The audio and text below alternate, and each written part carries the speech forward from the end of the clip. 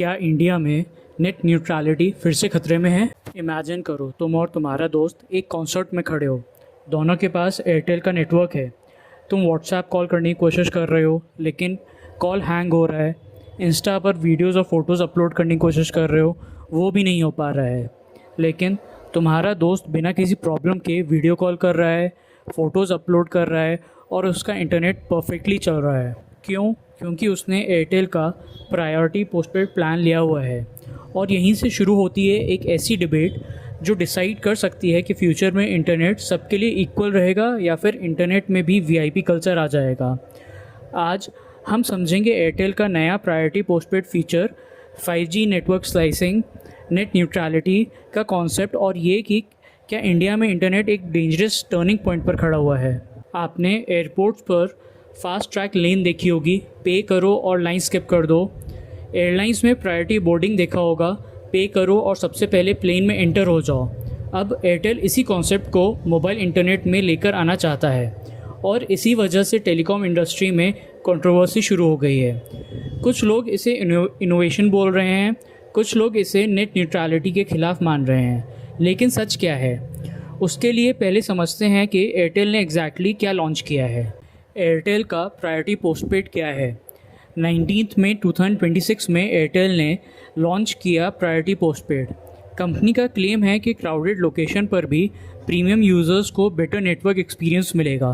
Concerts, railway station, airports, festivals, busy market, जहां normally network slow हो जाता है, वहां प्रायोरिटी पोस्टपेड यूज़र्स को स्मूथर एक्सपीरियंस दिया जाएगा।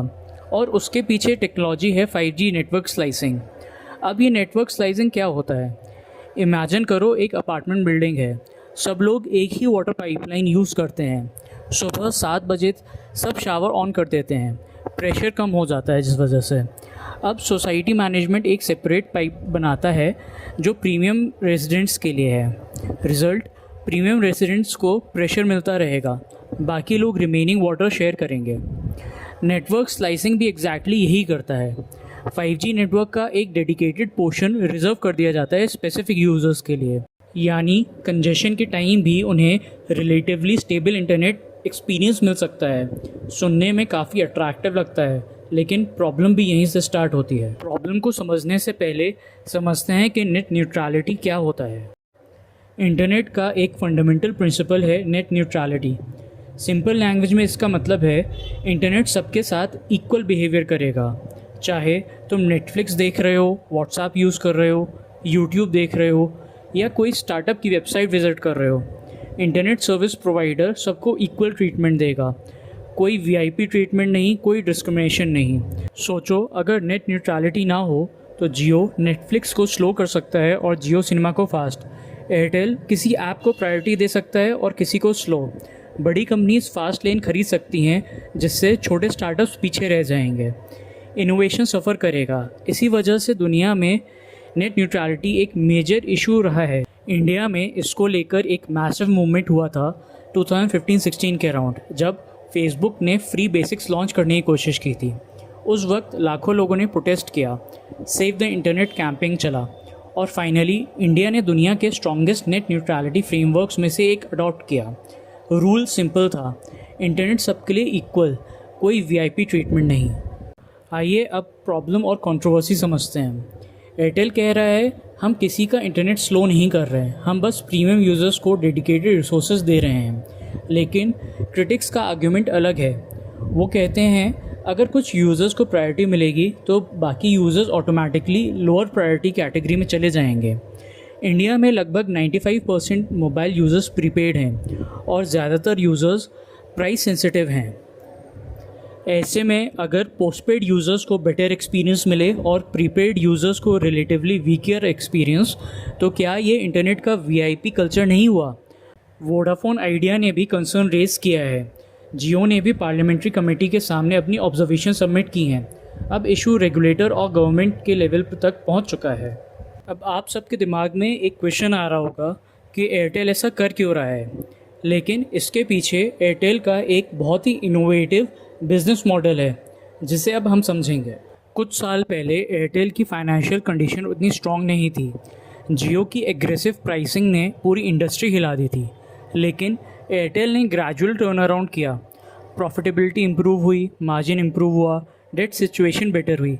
लेकिन टेलीकॉम इंडस्ट्री में एक मेट्रिक सबसे इम्पॉर्टेंट होता है, ARPU, which is average revenue पर यूज़र, यानी एक कस्टमर से एवरेज कितना पैसा आ रहा है। एयरटेल का ARPU इंडिया में सबसे स्ट्रॉन्ग है, इनफैक्ट जियो से भी ज़्यादा स्ट्रॉन्ग है। लेकिन कंपनी ओपनली बोल चुकी है कि उसे ARPU अपना 300 रुपीज़ के ऊपर करना है। प्रॉब्लम यह है कि टैरिफ हाइक्स भी एक लिमिट तक ही हो सकते हैं। लोग ऑलरेडी एक्सपेंसिव रिचार्जेस से परेशान हैं, तो फिर रेवेन्यू कैसे बढ़ेंगे। यहीं पर आता है एयरटेल का प्रायोरिटी पोस्टपेड। एयरटेल की सोच शायद कुछ ऐसी हो सकती है कि अगर यूज़र्स बेटर एक्सपीरियंस के लिए एक्स्ट्रा पे करने को रेडी हैं तो नेटवर्क क्वालिटी को ही प्रीमियम प्रोडक्ट बना दो। जैसे एयरलाइन सीट्स बेचती हैं, जैसे एयरपोर्ट्स फास्ट ट्रैक बेचते हैं, वैसे ही टेलीकॉम कंपनीज प्रायोरिटी कनेक्टिविटी बेचें। अगर ये स्ट्रैटेजी सक्सेसफुल हुई तो एयरटेल को एक नया रेवेन्यू सोर्स मिल सकता है। अब सबसे इम्पॉर्टेंट क्वेश्चन आता है कि फ्यूचर में क्या हो सकता है। आज एयरटेल कह रहा है कि 5G नेटवर्क में बहुत स्पेयर कैपेसिटी है, तो प्रीमियम यूज़र्स को प्रायोरिटी देने से बाकी यूज़र्स अफेक्ट नहीं होंगे। लेकिन फ्यूचर का क्या? आज 5G adoption relatively early stage में है। कल जब करोड़ों नए यूज़र्स 5G पर आ जाएंगे तब क्या होगा?